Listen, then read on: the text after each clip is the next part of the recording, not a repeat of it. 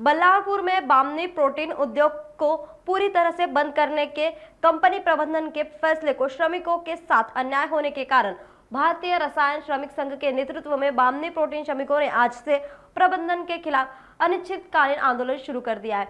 चंद्रपुर जिले के संरक्षण मंत्री सुधीर मुनगंटीवार के निर्वाचन क्षेत्र में प्रसिद्ध उद्योग बंद होने से सैकड़ों लोगों को भूखमरी का सामना करना पड़ रहा है।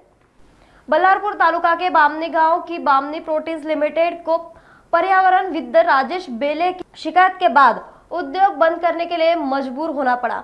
बामनी प्रोटीन्स प्रबंधन ने श्रमिक संघ या श्रमिकों को कोई पूर्व सूचना दिए बिना 19 मई 2024 को अवैध रूप से हड़ताल की कार्रवाई की। श्रमिक संघ के अनुसार यह कार्रवाई श्रम कानून का उल्लंघन करते हुए की गई थी। इसके लिए प्रबंधन ने प्रशासन के किसी अनुमति का इंतजार नहीं किया। ये सब गैर कानूनी है। श्रमिक नेता दिनेश गोंडे ने कहा है कि बामनी प्रोटीन प्रबंधन यूनियन से चर्चा नहीं कर रहा है और जब तक उद्योग बहाल नहीं होगा हमारा आंदोलन जारी रहेगा। बामनी प्रोटीन व्यवस्थापनाकडून आज काल एकाएकी आम्हाला न सांगता कामगार युनियनला विश्वासात न घेता कोणतीच सूचना न देता कामगारांनाही कोणती सूचना न देता एकाएकी यांनी बेकायदेशीर टाळेबंदीचा निर्णय केला।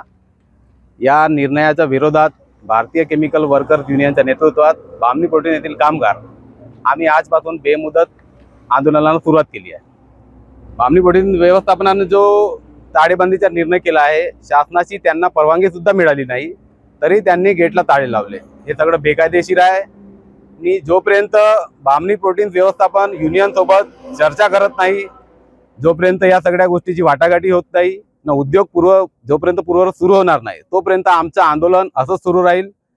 जेवढं तीव्र करता येईल तेवढं आम्ही तीव्र करू।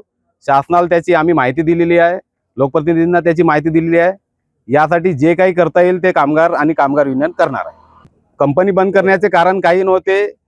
13 मार्चला प्रदूषण विभागाकडून पोल्युशनच्या निमित्तानं कारवाई झाली। त्यांनी काही कंप्लायन्सेस पूर्ण करण्यासाठी सांगितलं होतं।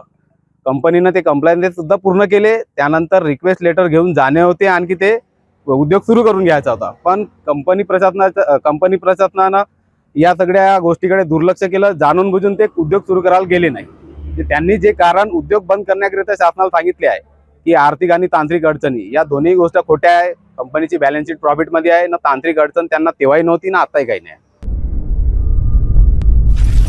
नागपुर समय, गली से दिल्ली तक।